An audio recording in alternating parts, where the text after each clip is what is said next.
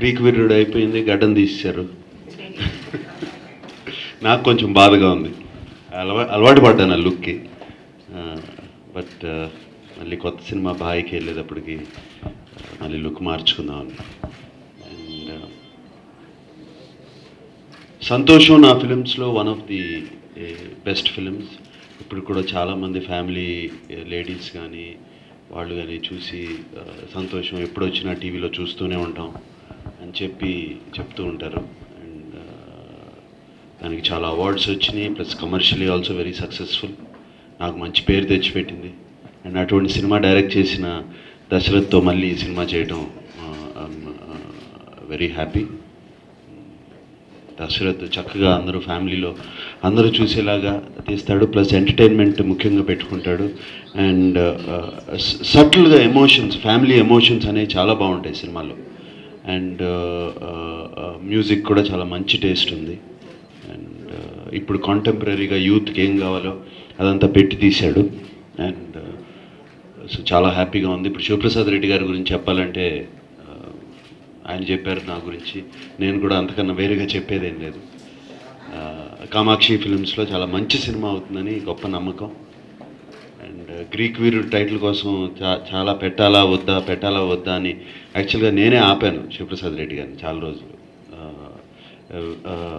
Greek వీరుడు అనగానే మళ్ళీ ఏమన్నా దీంట్లో ఇది మంచి బాగా యాక్షన్ ఓరియంటెడ్ ఫిల్మ్ అవుతుంది ఆ వీరుడు అని ఉండేటప్పటికి.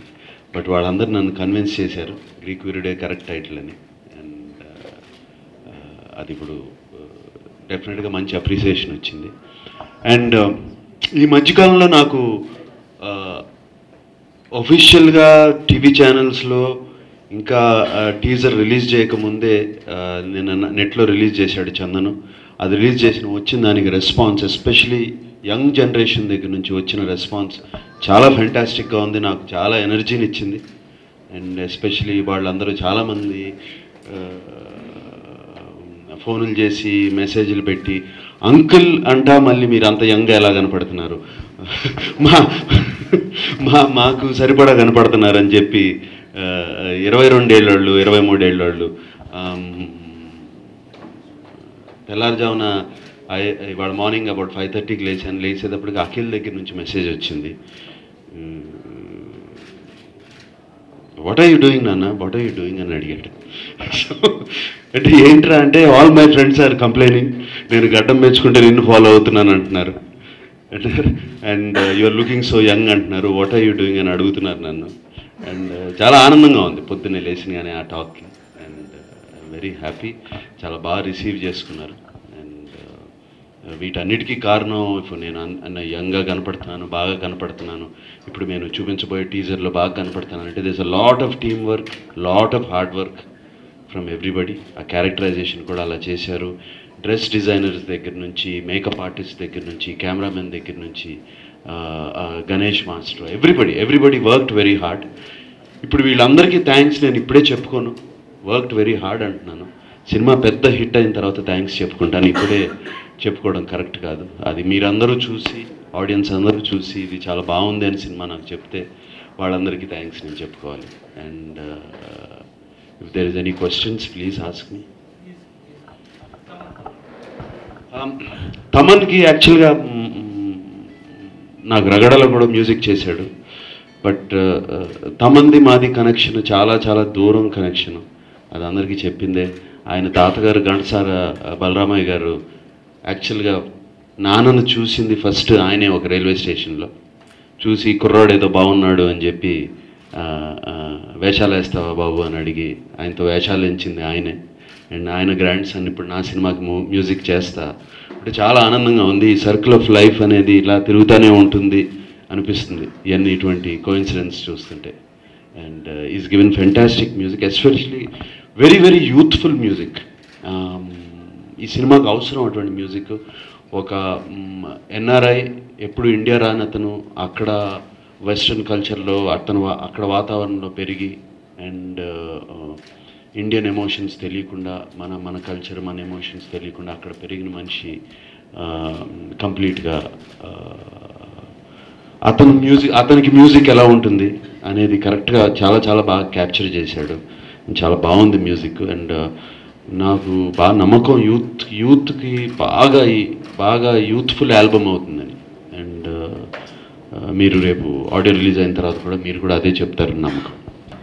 అంటే డెఫినెట్గా బ్యాక్గ్రౌండ్ స్కోర్ తప్పకుండా యూజ్ చేస్తాం, ఎందుకంటే టైటిల్కి కూడా మాకు అది ఇది. అండ్ ఆ సాంగే యూజ్ చేస్తామో లేదో కరెక్ట్గా తెలియదు, బట్ ఆ వర్డ్ అనేది యూజ్ చేస్తాం. అండ్ ఆ గ్రీక్ వీరుడు అనే ఆ టైటిల్ కూడా ఆ సాంగ్తోనే పాపులర్ అయింది కదా అప్పుడు, నిన్నే పెళ్ళాడతా దాంతో. అండ్ వీళ్ళకి కూడా ఇన్స్పిరేషన్ అక్కడి నుంచే వచ్చింది. And sure will be using it. Actually Greek వీరుడికి మీనింగ్ నాకు నిజంగా తెలియదు, అందుకనే నేను చాలా రోజులు అది పెట్టాలా వద్దా అని చెప్తే, గ్రీక్ వీరుడు అనే టైటిల్ మన తెలుగులో గ్రీక్ వీరుడు ఒక అమ్మాయిలందరూ ఒక అబ్బాయిని కోరుకున్నప్పుడు అతను గ్రీక్ వీరుడులా ఉంటాడు అని అంటారు అని నాకు ఎక్స్ప్లెనేషన్ ఇచ్చారు. అప్పటి వరకు నాకు నిజంగా తెలియదు. అది గ్రీక్ వీరుడులా ఉంటాడు, బాగుంటాడు అనేది. సో ఇతని క్యారెక్టరైజేషన్ కూడా అటువంటిదే సినిమాలో.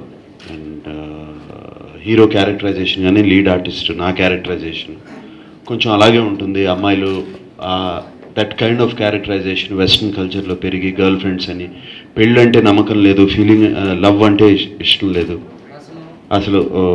యూ కెన్ కాల్ మా Casanova what ever. క్యాసనోవాకి actual meaning కూడా నాకు తెలియదు. So Greek వీరుడులానే. సో ఏదైనా అయ్యుండొచ్చు, బట్ క్యారెక్టరైజేషన్కి వీళ్ళు అందరూ చెప్పే మీనింగ్కి నాకు కరెక్ట్గా సూట్ అయిందని చెప్పి నేను ఒప్పుకున్నాను. ఎందుకంటే నేను చాలా రోజులు రెజిస్ట్ చేశాను ఆ టైటిల్ వద్దు అని. డెఫినెట్గా బాగుంటుంది అని చెప్పి అందరూ క్యారెక్టర్కి సూట్ అవుతుందని దశరథ్ నన్ను కన్విన్స్ చేశాడు. Dashrath was very much for it. అలాగే శివప్రసాద్ రెడ్డి గారు ఇద్దరు కన్విన్స్ చేశారు, అట్లా అయింది వచ్చింది. ఆపోజిట్ టు ఈ గ్రీక్ వీరుడు క్యారెక్టర్, హీరో క్యారెక్టర్. ఎమోషన్స్ అంటే చాలా ఇంపార్టెంట్. లైఫ్ అంటే ఇస్ లవ్, ఎమోషన్స్, ఫ్యామిలీ, వీళ్ళందరూ మనకు దగ్గర ఉండాలి, దగ్గర అవ్వాలని కంప్లీట్గా రివర్స్గా ఉండే క్యారెక్టరు. వీళ్ళిద్దరికీ ఎక్కడో ఫ్రెండ్షిప్ కలుగుతుంది, ఆ ఫ్రెండ్షిప్తో ఎక్కడికి లీడ్ అవుతుంది అనేది సినిమా బేసిక్గా. ఎంఎస్ గారి క్యారెక్టరైజేషన్ కానీ చాలా బాగా సినిమాలో. ఎంఎస్ గారు ఎప్పుడు నా పక్కనే ఉంటారు సినిమాలో. అండ్ ఆయన కూడా ఎప్పుడు ఇండియా రాని ఎన్ఆర్ఐ. సో ఆయన నాతో పాటు సూట్లు వేసుకుని తిరుగుతూ ఉంటాడు ఫెరారీ కార్లలో వాటిల్లో. సో ఆయన క్యారెక్టర్ ఎప్పుడు నా పక్కనే ఉంటుంది. అండ్ అలాగే బ్రహ్మానందం గారు throughout the second half almost ఒక మన్మధుడిలో, I'm not saying the same character, దాంతో కంపేర్ చేయట్లేదు, బట్ అటువంటి హ్యూమర్ మా ఇద్దరి మధ్యన జరుగుతూనే ఉంటుంది సినిమా అంతా. అట్లా లాట్ ఆఫ్ మన జేపీ గారు ఉన్నారు, అందరూ చిన్న చిన్న క్యారెక్టరైజేషన్. ఏదో సెపరేట్ కామెడీ ట్రాక్ పెట్టామనేది కాదు, అందరూ సినిమాలో ఉంటారు, ట్రావెల్ అవుతారు. ధర్మవరం సుబ్రహ్మణ్యం గారు అందరూ. రియల్లీ ఎంజాయ్ చేశాను షూటింగ్ అప్పుడు, ఎందుకంటే నవ్వుకుంటూ ఉండేవాడిని ఎప్పుడు. నాకు అటువంటి షూటింగ్లు అంటే బాగా ఇష్టం. అండ్ మా ఇద్దరు నయనతార నా మధ్యన కూడా ఇట్స్ లవ్ ట్రాక్ అయినా మా ఇద్దరి మధ్యన డిఫరెన్సెస్ మూలంగా అది బాగా ఎంటర్టైనింగ్గా ఉంటుంది.